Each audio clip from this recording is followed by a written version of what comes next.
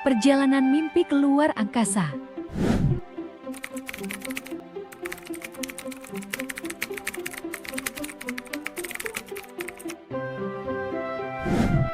Hawa adalah seorang gadis kecil yang sangat suka membaca. Suatu hari, dia membaca sebuah buku tentang luar angkasa. Buku itu berisi gambar-gambar bintang, planet, dan bulan. Saat membaca, Hawa merasa lelah dan tertidur bersama buku itu. Dalam mimpinya, Hawa terbang dengan sebuah roket kecil keluar angkasa. Ia melihat Merkurius, sebuah planet kecil yang dekat dengan matahari. Saat itu sangat panas, seperti hari yang cerah. Kemudian muncullah Venus, bersinar seperti bintang yang terang. Hawa ingat kalau Venus sangat panas. Berikutnya adalah bumi, rumah kita. Hawa melihat lautan biru dan awan putih. Ia melambaikan tangan kepada orang-orang di bawah.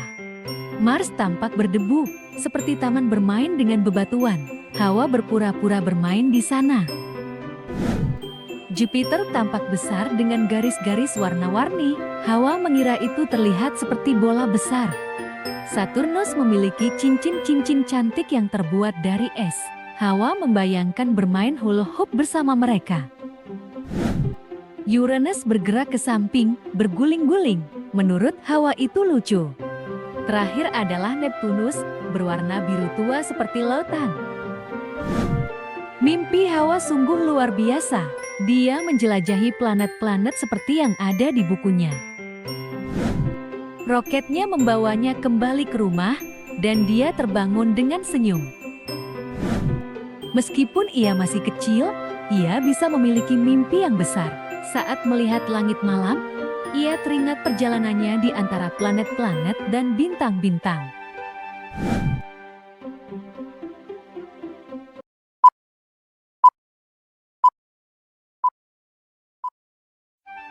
Telur yang hilang di lembah Dino yang mempesona.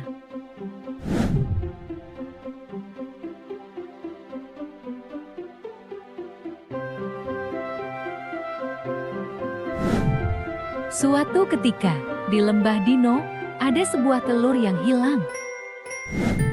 Itu adalah telur yang istimewa karena telur itu milik seekor dinosaurus. Pada suatu hari yang cerah, seekor dinosaurus yang baik hati bernama Dina menemukan telur yang hilang itu. Dina tahu bahwa dinosaurus itu harus kembali ke sarangnya, jadi dia melakukan perjalanan untuk menemukannya. Dina berjalan melewati pepohonan tinggi dan menyeberangi sungai yang bergelegak. Dia mengikuti jejak kaki dinosaurus kecil itu. Setelah berjalan jauh, dia melihat sarang yang nyaman di atas bukit. Dina, dengan hati-hati meletakkan telur yang hilang itu kembali ke sarangnya. Tak lama kemudian, keluarga telur itu kembali, dan mereka sangat senang. Mereka berterima kasih kepada Dina atas kebaikannya.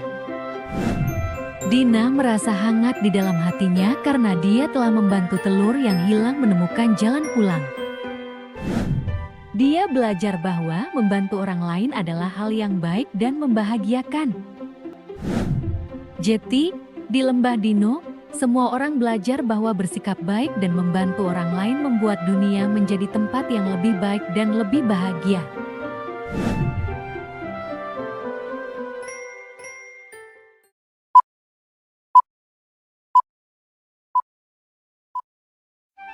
Rasa syukur mobil yang menggerutu.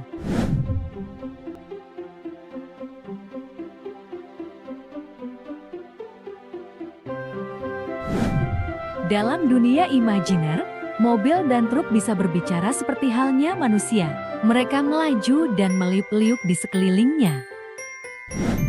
Satu mobil, namanya Carl, selalu mengeluh. Jalanannya bergelombang, gerutunya. Cuacanya terlalu panas. Teman-teman Carl akan berkata, "Berbahagialah Carl, kita beruntung bisa berkendara." Pada suatu hari yang cerah, Ban mobil Carol kempes. Dia tidak bisa bergerak. Teman-temannya berkumpul untuk membantu. Kami akan memperbaikinya, Carol, kata mereka. Carol merasa khawatir. Ia melihat bagaimana teman-temannya bekerja sama untuk memperbaiki bannya. Setelah beberapa saat, ban mobil Carol berhasil diperbaiki. Ia merasa sangat senang. Ia melihat ke sekeliling dan melihat teman-temannya. Terima kasih, kata Carol sambil tersenyum. Saya bersyukur memiliki kalian semua. Sejak hari itu, Carol berhenti mengeluh. Ia menyadari betapa indahnya hidup ini. Jadi, kisah mobil yang suka mengeluh, Carol, mengajarkan kita nilai yang luar biasa dari bersyukur dan menghargai apa yang kita miliki.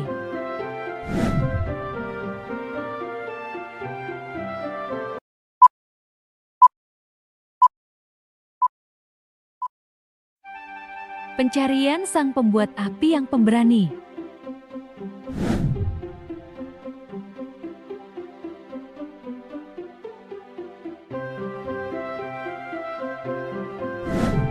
Dahulu kala, di sebuah tempat yang penuh dengan pepohonan besar dan binatang buas, hiduplah seekor anak gua bernama Kaya. Kaya sangat berani dan penuh rasa ingin tahu.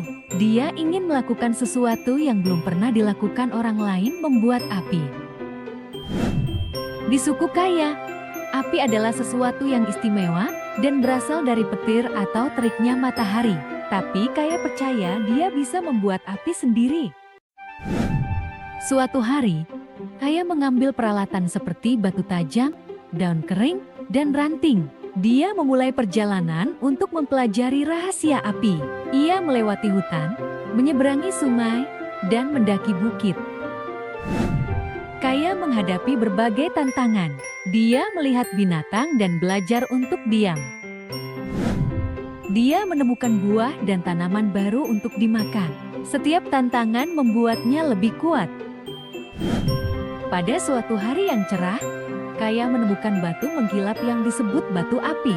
Batu itu bisa mengeluarkan percikan api ketika dipukul dengan batu lain. Kaya sangat senang. Dia mengambil batu itu dan mencobanya. Percikan api muncul. Dengan daun dan ranting kering, dia meniup percikan api itu. Api mulai menyala. Kaya sangat senang. Dia membuat api itu memberi cahaya dan kehangatan. Kaya kembali ke sukunya dengan membawa api. Mereka kagum. Kaya menunjukkan bagaimana menggunakan api untuk menghangatkan badan, memasak, dan menakut-nakuti binatang. Mereka menyukai keberaniannya. Kini, Kaya dijuluki si pembuat api yang berani. Dia adalah seorang pahlawan. Perjalanan Kaya mengajarkan bahwa anak kecil pun bisa melakukan hal-hal besar dengan keberanian dan usaha keras.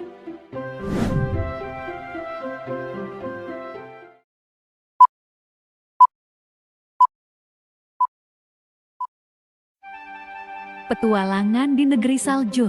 Petualangan musim dingin Maya dan Eva.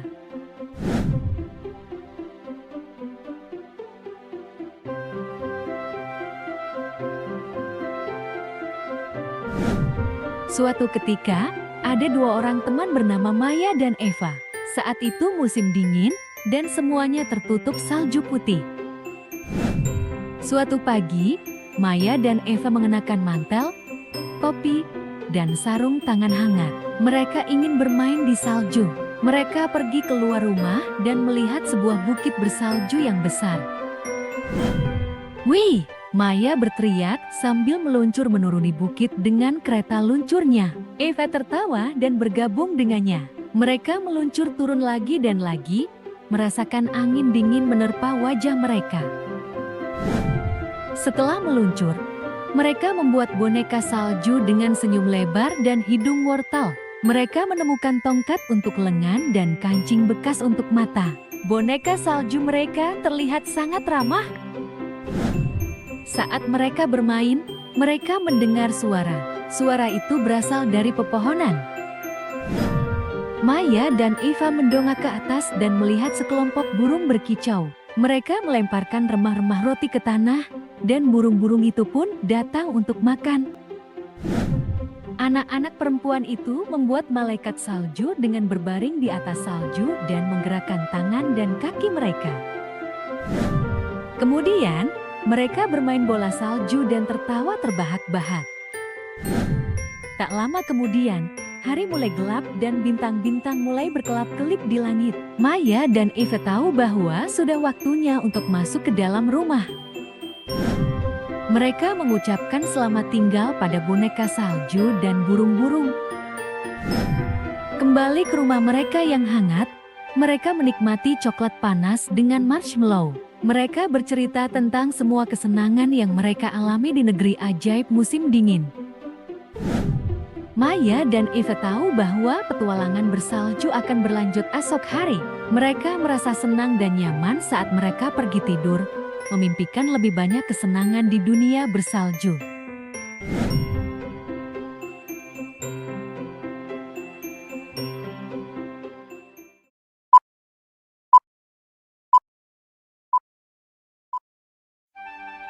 Pesta prasejarah pertama.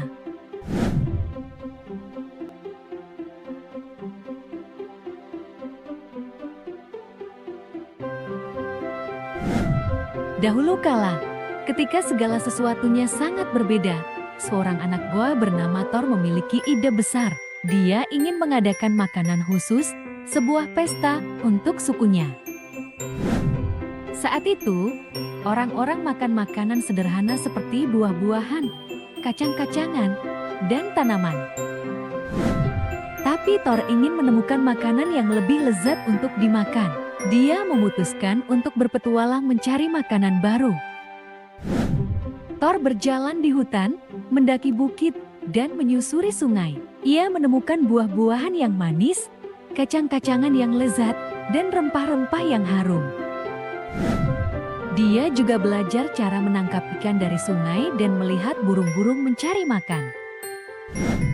Setelah beberapa waktu, Thor kembali ke sukunya.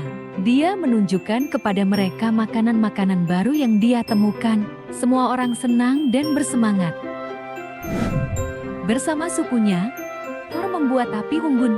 Mereka memasak ikan, memanggang kacang, dan menikmati makanan penutup yang lezat dengan buah-buahan baru. Suku itu merasa bahagia dan dekat satu sama lain.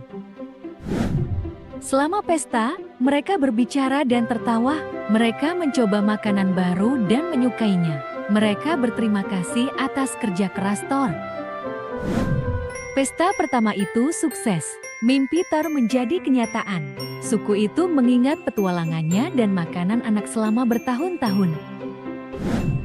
Kisah Thor mengajarkan mereka bahwa mencoba hal-hal baru dan kebersamaan dapat membuat semua orang bahagia. Maka, kisah pesta pertama Thor pun diceritakan, mengingatkan semua orang akan kesenangan yang bisa mereka dapatkan dengan mencoba hal-hal baru dan berbagi dengan teman-teman.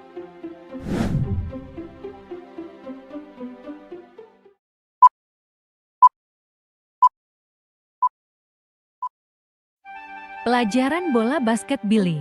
Kemenangan kerjasama tim.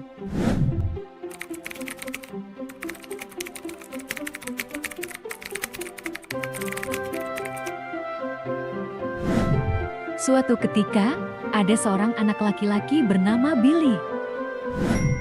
Dia bisa menembakkan bola ke dalam ring dengan mudah. Billy suka bermain bola basket. Dia memiliki bakat khusus untuk itu. Dia mulai berpikir bahwa dia adalah yang terbaik dan lebih baik dari orang lain. Dia akan pamer dan tidak mau menguper bola kepada teman-temannya. Billy menjadi sangat mahir bermain bola basket, dan hal itu membuatnya merasa bangga. Pada suatu hari yang cerah, teman-teman Billy mengajaknya bermain basket. Tapi kali ini, ada yang berbeda. Tim Billy kalah karena dia memonopoli bola dan tidak bermain sebagai sebuah tim. Saat pertandingan berlangsung, Billy melewatkan banyak tembakan dan timnya tertinggal. Ia merasa sedih dan menyadari bahwa ia telah bersikap egois dan sombong. Dia mengerti bahwa basket adalah tentang bermain bersama dan bersenang-senang, bukan hanya pamer. Sejak hari itu, Billy berubah. Dia mulai mengoper bola kepada teman-temannya, menyemangati mereka, dan bekerja sama. Dia berlatih lebih keras untuk meningkatkan kemampuannya dan membantu timnya. Billy merasa senang bukan hanya karena mereka menang, tetapi juga karena ia telah menjadi teman dan pemain yang lebih baik. Perlahan-lahan, timnya mulai menang lagi. Namun kali ini, dia telah belajar pentingnya kerendahan hati dan kerjasama tim. Maka, Billy dan teman-temannya bermain bola basket dengan penuh sukacita dan bekerja sama untuk mencapai kesuksesan. Dan mereka semua hidup dan bermain dengan bahagia selamanya.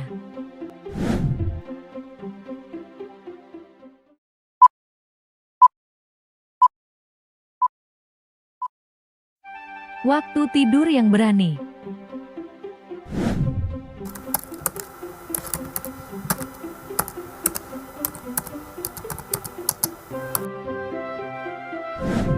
Suatu ketika, ada seorang anak laki-laki bernama Laim. Laim selalu ketakutan sebelum tidur. Dia pikir bayangan dan suara adalah monster yang menakutkan. "Ayah, aku takut," katanya. Ayah Laim mengetahui hal ini. Dia berkata, "Ayo kita pergi berpetualang." Mereka berjalan ke kamar Laim. Laim melihat sebuah bayangan besar di dinding. "Monster," pikirnya. Ayahnya menyalakan lampu. "Lihat, itu hanya boneka beruang yang membuat bayangan." Kemudian, mereka mendengar suara seperti gedebuk. "Monster," Laim berpikir. Laim tersenyum. "Bukan monster," katanya. Ayahnya membuka lemari. "Lihat, itu hanya pakaian yang berjatuhan." Laim terkikik. "Bukan monster," katanya. Ayah Laim menunjukkan lebih banyak benda kepadanya. Setiap kali, Laim melihat benda-benda itu tidak menakutkan. "Kamu aman, Lai," kata ayahnya.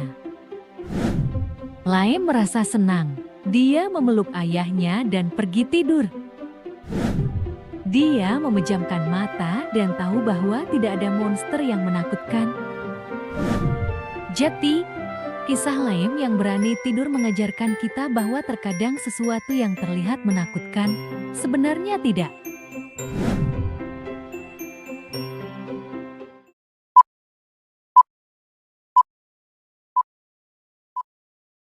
Petualangan Benny yang sibuk mekar.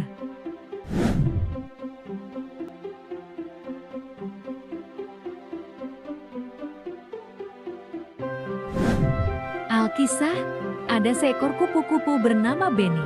Benny dikenal sebagai kupu-kupu paling beruntung di padang rumput karena ia selalu menemukan bunga-bunga terindah untuk hinggap.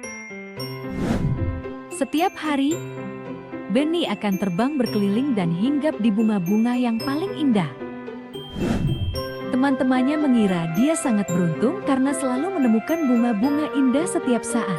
Mereka berkata, "Benny, kamu sangat beruntung bisa menemukan bunga-bunga indah seperti itu."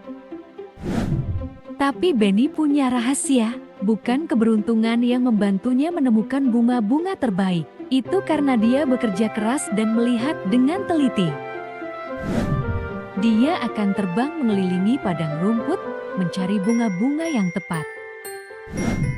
Benny akan mengunjungi banyak bunga sebelum memilih bunga yang sempurna. Ia memastikan bunga itu memiliki nektar yang manis dan aman untuk hinggap. Kadang-kadang, ia bahkan bertanya kepada teman-teman serangga lainnya tentang bunga-bunga terbaik untuk dikunjungi. Suatu hari, teman Benny yang bernama Lucy bertanya kepadanya, "Benny, bagaimana kamu selalu menemukan bunga terbaik?" Benny tersenyum dan berkata, "Sebenarnya ini bukan keberuntungan. Saya melihat dengan cermat dan terbang berkeliling sampai saya menemukan bunga yang terbaik untuk saya. Butuh sedikit usaha, tapi itu sepadan." Lucy terkejut. Ia menyadari bahwa kesuksesan Benny bukan hanya keberuntungan. Dia berhasil karena dia berusaha keras untuk menemukan bunga yang tepat. Sejak saat itu, teman-teman Benny belajar darinya. Mereka mulai mencari dengan cermat dan bekerja keras untuk menemukan bunga yang bagus juga. Dan coba tebak, mereka mulai menemukan bunga-bunga yang indah seperti yang dilakukan Benny. Jadi, Benny si kupu-kupu mengajari teman-temannya bahwa terkadang apa yang tampak seperti keberuntungan sebenarnya adalah hasil kerja keras dan pencarian yang cermat. Dan mereka semua hidup bahagia di padang rumput, menikmati nektar manis dari bunga-bunga hasil jerih payah mereka.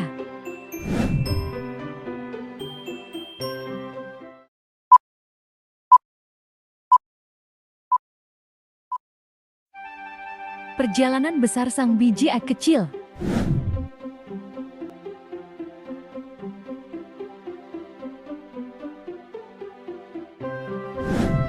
Suatu ketika, ada sebuah biji pohon ek kecil. Biji pohon ek itu hidup di sebuah pohon besar.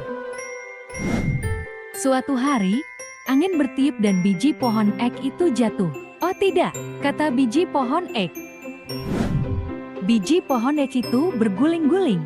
Ia melihat banyak hal, siput, burung, dan sebuah sungai kecil. Ia berhenti di tepi sungai dan melihat ke dalam air. Kemana aku akan pergi? Tanya biji pohon ek. Air membawa biji pohon ek ke tempat yang lembut dan nyaman. Biji pohon ek sangat senang berada di sana. Ia tetap tinggal di dalam tanah dan merasa hangat. Hujan turun dan matahari bersinar. Biji pohon ek itu tumbuh dan berkembang. Ia berubah menjadi pohon yang tinggi dengan cabang-cabang yang besar. Burung-burung membuat sarang di dahan-dahannya. Tupai-tupai bermain di batangnya. Biji pohon ek itu tidak lagi kecil. Ia telah menjadi pohon yang kuat, memberi keteduhan dan menjadi rumah bagi banyak orang. Jadi, kisah biji pohon ek kecil mengajarkan kita bahwa hal-hal yang kecil sekalipun dapat tumbuh menjadi besar dan penting.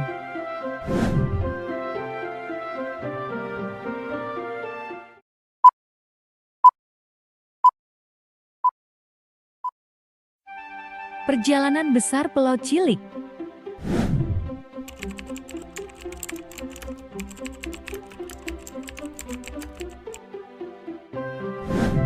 Di sebuah desa dekat laut, hiduplah seorang anak laki-laki bernama Budi. Budi sangat mencintai laut dan ingin berlayar seperti ayahnya yang merupakan pelaut terbaik di desanya. Budi menghabiskan waktu bersama ayahnya, belajar hal-hal penting tentang laut. Ayahnya menunjukkan cara membaca bintang dan merasakan angin. Budi berlatih mengikat simpul dengan ayahnya, membuat simpul-simpul itu menjadi kuat, seperti ikatan mereka. Setiap hari, Budi bangun pagi-pagi sekali untuk mempraktikkan apa yang telah ia pelajari. Dia melihat burung camar terbang dan mencoba untuk menjadi anggun. Dengan bantuan ayahnya, ia semakin mahir berlayar. Suatu hari, badai besar datang. Langit menjadi gelap dan laut menjadi ganas. Budi dan ayahnya naik ke perahu, menghadapi badai bersama-sama. Budi memegang kemudi dengan erat, menggunakan apa yang ia pelajari dari ayahnya. Mereka bekerja sama, mengarungi badai dengan berani. Ketika badai mulai reda, ayah Budi tersenyum. "Kamu telah belajar dengan baik," katanya. Budi merasa bangga dan berterima kasih atas ajaran ayahnya. Di sebuah teluk yang tenang, mereka bertemu dengan seekor lumba-lumba yang ramah.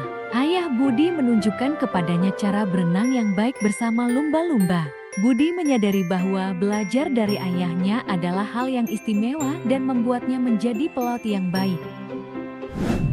Orang-orang di desa terkesan dengan kemampuan Budi. Dia menjadi pelaut yang hebat, seperti ayahnya. Budi tidak pernah melupakan hal-hal yang dia pelajari dari laut dan dari ayahnya yang bijaksana.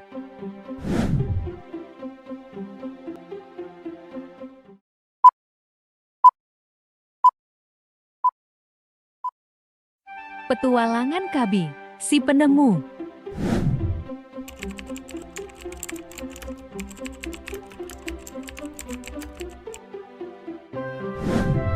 Ada seorang kurcaci muda bernama Kabi yang suka menciptakan sesuatu. Dia adalah seorang penemu yang memiliki rasa ingin tahu yang tinggi. Kabi menghabiskan waktu berjam-jam untuk mengutak-atik dan membuat gadget di bengkel kecilnya. Suatu hari, Kabi menghadapi masalah besar di desanya. Jembatan-jembatan di desanya sudah tua dan goyah, sehingga menyulitkan semua orang untuk menyeberangi sungai. Kabi memakai topi berpikirnya dan mulai bekerja. Setelah banyak mencoba, dia menemukan mesin pembuat jembatan yang luar biasa. Mesin itu membuat jembatan yang kuat dan aman dalam waktu singkat. Orang-orang di desa sangat kagum dengan penemuan Kabi. Mereka sekarang bisa menyeberangi sungai tanpa rasa khawatir. Kabi merasa bangga dan senang bisa membantu. Namun, keadaan berubah pada suatu hari. Kabi menciptakan alat terbang yang menyebabkan kekacauan di langit. Burung-burung menjadi takut, dan langit yang tadinya damai menjadi berisik dan kacau. Kabi menyadari bahwa tidak semua penemuannya berdampak baik. Dia merasa sedih dan menyadari pentingnya tanggung jawab. Kabi memutuskan untuk memperbaiki alat terbang itu dan meminta maaf kepada burung-burung. Dia memahami bahwa menciptakan bukan hanya tentang membuat sesuatu, tetapi juga memikirkan bagaimana hal itu dapat mempengaruhi orang lain. Sejak hari itu, Kabi menggunakan penemuannya untuk membantu dan tidak pernah lupa memikirkan konsekuensinya. Dia belajar bahwa menjadi penemu yang baik berarti bertanggung jawab dan mempertimbangkan etika. Penemuan-penemuan Kabi terus membuat desa menjadi tempat yang lebih baik. Semua berkat rasa ingin tahunya dan rasa tanggung jawab yang baru ditemukannya.